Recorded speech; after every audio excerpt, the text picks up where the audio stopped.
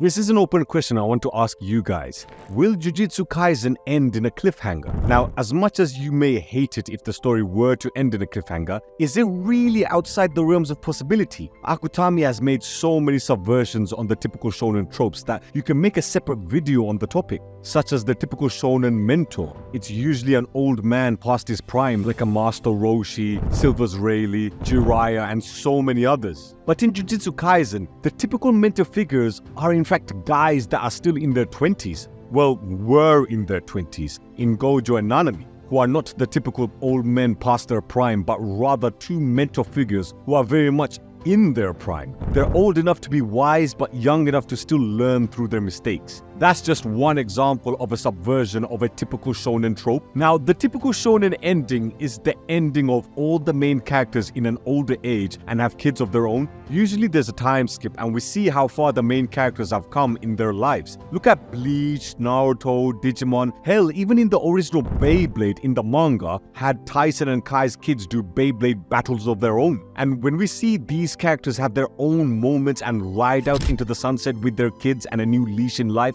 in their own stories, it's a very heartwarming thing to witness because it's a relatable moment. It's like in school where you may not see your friends for a long time. Maybe between 5 to 10 years you have not seen them since school, but suddenly you get a message on your social medias from one of your old school mates asking you to attend a reunion. And when you reunite, you catch up on their stories and what has happened over the years, whether they are at a good, well-paid job, whether they have opened up a successful business, or whether they are married with kids. You just never know in life, and that's the same level of beauty that the time skip ending that these shonens usually have. And it's so wholesome to see because it's just like how we would want to know how our school friends that we haven't seen in years have been doing. We also want to see how our main cast of characters in any shonen series have been doing as well. Now, how will Akutami subvert this trope? Well, by leaving his story Jujutsu Kaisen in a gut-wrenching cliffhanger. That's how. Now, will he do it? I'm not too sure, but I wouldn't put it past him. Us fans love to make the joke that Akutami actually hates his fanbase. Well, you can actually make a case for it. And what better way to give his readers one final punch than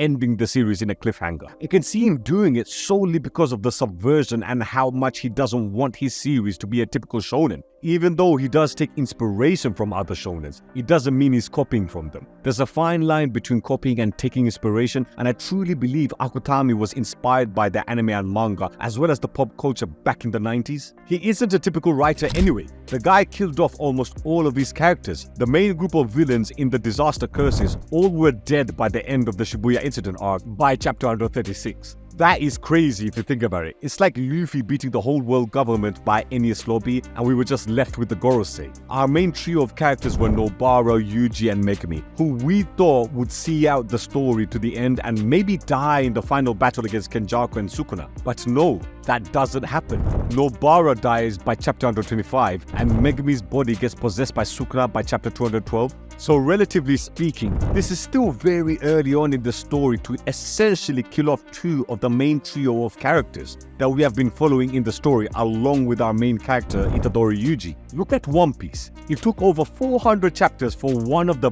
big name characters to die in Marine, and even then it wasn't a main character that we were following chapter by chapter. Don't get me wrong, Ace is still to this day a fan favorite character, but it wasn't like we saw him that much in the story. Yes, we were emotionally invested because he's Luffy's brother, but we weren't following his journey throughout the story. We just saw glimpses in the cover arc when Ace was looking for Blackbeard, in the time when he eventually found Blackbeard and fought him. But again, this was like a big once in every 200 chapters kind of moment when we did see Ace. If we ended up seeing the death of one of the Straw Hats, that would hit different because we've been following their journey throughout the story, and seeing it come to an end will make it that much more impactful. Which is why for many anime-only fans for Jujutsu Kaisen, they quit watching the show because they saw Nobara die and couldn't take it anymore. Nobara was one of the big three main characters that everyone was following from the beginning of the story, so naturally a lot of people will be more depressed seeing her death rather than seeing a character that we barely see in the story. Guys, all these points I'm making is solely for the purpose of me trying to explain to you guys how much Akutami loves to divert and make a spin on the shonen tropes, and as well showcasing his unique writing style.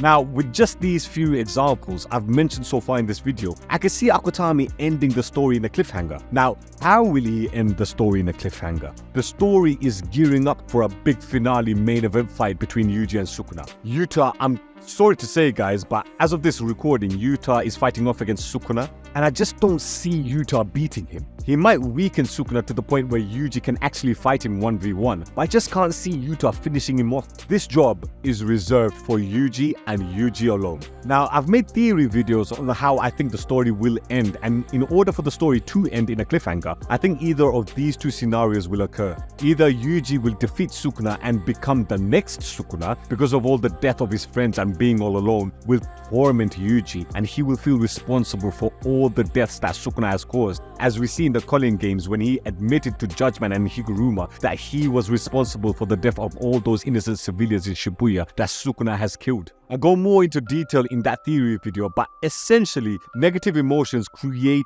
cursed spirits. The loneliness and guilt Yuji will feel by being the lone survivor will turn him into the next king of curses and will lead for him to be the next big antagonist for a potential sequel to Jujutsu Kaisen. The protagonist of the first series will become the antagonist for the sequel series. The second scenario is simple. Sukuna ends up killing everyone, which can also lead to a potential sequel series on us seeing Sukuna rule Earth and have a world full of powerful cursed spirits. You know that dream Jogo mentioned to Mahito and the others in that he believes that the cursed spirits are the true humans? Well, if Sukuna were to win in the end, we can actually see that possibility and have the cursed spirits rule over the humans as the dominant species on Earth. But we can also have a small resistance group of Jujutsu sorcerers trying to find a way to stand up and defeat Sukuna and end his reign of tyranny. Why can't something like this happen? We all know Akutami loves Sukuna, and you can make an argument that Sukuna is the true main protagonist of Jujutsu Kaisen. So if Sukuna were to win in the end, wouldn't you want to see the world when Sukuna becomes king of that world? It's basically seeing how Heian era Sukuna ruled the Heian period,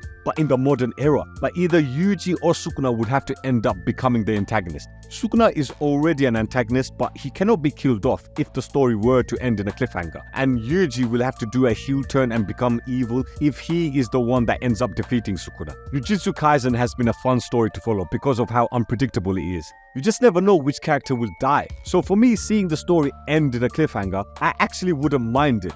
But if it only comes with a guaranteed sequel, I think seeing Sukuna ruling Earth with a few Jujutsu sorcerers left as a bunch of rebels trying to fight Sukuna is something I would love to see. I can picture this world almost being like a post-apocalyptic world with no hope but a few Jujutsu sorcerers remaining. If we end up having a sequel like this, then bring on the cliffhanger. But let me go over to you guys. Do you think Jujutsu Kaisen will end in a cliffhanger, or do you think the story will have a proper ending with a closure to our characters in this series? Let me know in the comments down below, and of course, don't forget to subscribe to the Shaman Tribe.